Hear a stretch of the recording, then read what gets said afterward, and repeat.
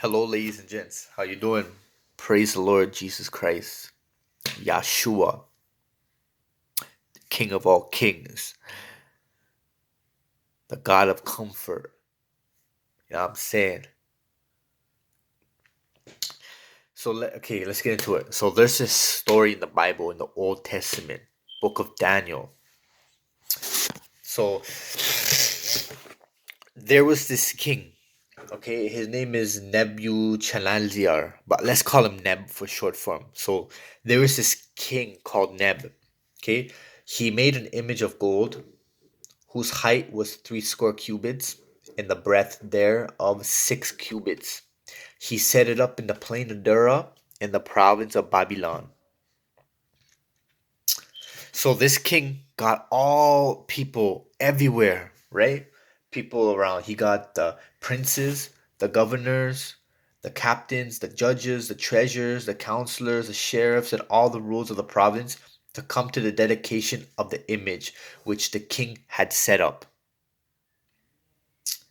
Then the princes, the governors and captains, the judges, the treasurers, the counselors, the sheriffs, and the rulers of the provinces were gathered together into the dedication of the image that the king had set up, and they stood before the image that the king had set up. So, what this king said was, if you are to hear a flute, this music, you are ought to all worship, bow down and worship this image. People of all languages, everybody were to do so. Okay? So let's see the Ten Commandments now, what this says. So everybody knew the Ten Commandments. Everybody knew the Ten Commandments. Okay? Book of Exodus, chapter 20 is where you find them. Okay? And it said, Thou shalt not have no other gods before me. Thou shalt not make unto thee any graven image or any likeness of anything that is in heaven above, or that is in the earth beneath, or that is in the water underneath the earth. And you are not to bow down to them, nor serve them. Okay, so people knew from the Ten Commandments, they knew thou shalt not steal, thou shalt not murder, thou shalt not covet. So they knew this was an image. This wasn't a god, and you are not to bow down to it. But they were told to do so.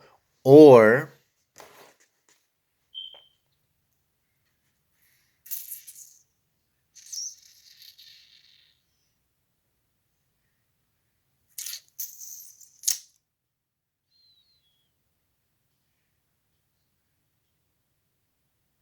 and whoso falleth not down and worshipped that should be cast into the midst of a fiery burning furnace.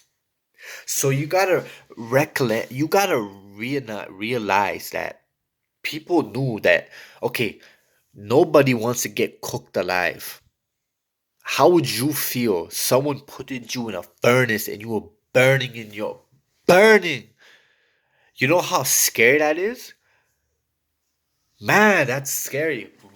But unfortunate people did because they were scared. They were scared, ladies and gentlemen. But if you had a relationship with God, if you actually had a relationship with God, you will not fear death. If death is in front of your face, because you know when you die, you know who you go into. So then there was three of our brothers. They were Jewish men, but I still consider Jewish people my brothers. Right? Let's get into it. So there's these three brothers. They heard, that the king had made this image, and he commanded all to bow down and worship this image when they were to hear a sound, a music sound. They refused to. I don't know if they were told their fate, if not, but they were brought in front of the king, right?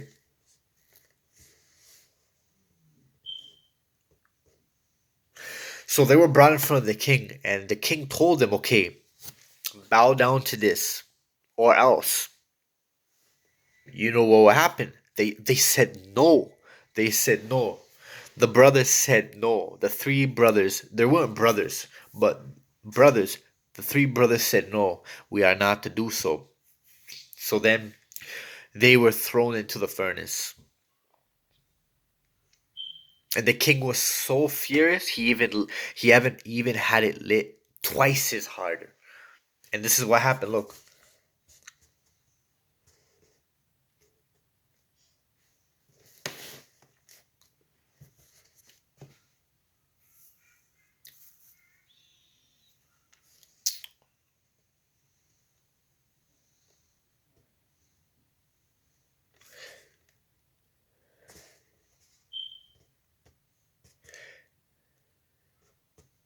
Then these men were bound in their coats, their hosen, and their hats, and their other garments, and were cast into the midst of the fiery burning furnace.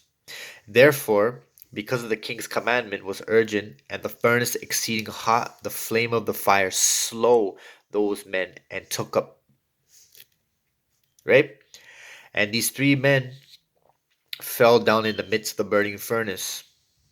Then the king was astonished and rose up haste and spoke and said unto his counselors, did we not cast the three men into the fiery midst of the furnace?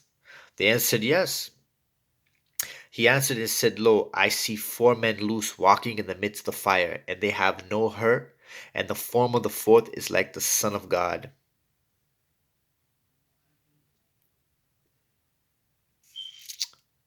So basically, okay, so then after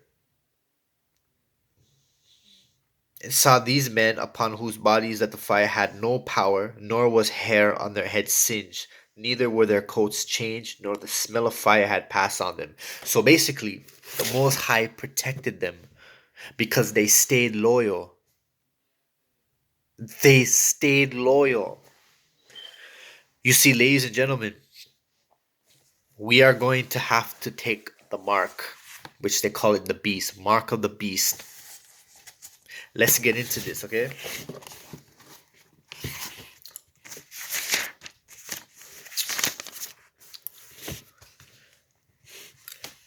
Book of Revelations, chapter 13. All right, let's get into it. All the way to 18. And he had power to give life unto the image of the beast, that the image of the beast should both speak and cause that as many as would not worship the image of the beast should be killed. And he caused all, both small and great, rich and poor, free and bond, to receive a mark on their right hand or in their foreheads, and that no man shall buy or sell, save he that had the mark, or the name of the beast, or the number of his name. Here is wisdom. Let him that hath understanding count the number of the beast, for it is 666. You see, ladies and gentlemen, you see the rapture is going to happen soon. Only the true believers will be raptured. And if you're not raptured for 7 years, the tribulations is going to be horrible. And in this tribulations, you are going to be taking this mark. So you have to bow down to this image, this beast. And if you're not, you're going to be killed. So only people with a relationship with Jesus. Check this. Book of 1 Timothy. Book of 2 Timothy. Chapter 1, verse 7. For God hath not given us the spirit of fear, but of power and of love and of a sound mind. So this spirit that you have, many fruits, many gifts that you get from this. But what does it say here? For God had not given us the spirit of fear. If you have the spirit, if you have Jesus Christ, if you have the spirit, I'm telling you, you won't fear death, no matter if it's in front of your face. That's the only way you're gonna face death, ladies and gentlemen. The one, the ones, ladies and gentlemen, you heard what I said. We did not get a spirit of fear. And when death faces comes in front of your face, you won't fear because you have the spirit. And you know you're gonna die 100%. You're gonna die 150%. You're gonna die. But you know you have a sound mind and you have no fear knowing that you're gonna die because you know where you're gonna go because you've been loyal to God. You kept his commandments. You tried the hardest you can. You have a relationship with Jesus. You don't have a relationship. You don't have the spirit. If you don't have a relationship with Jesus, you cannot face death. So here we go.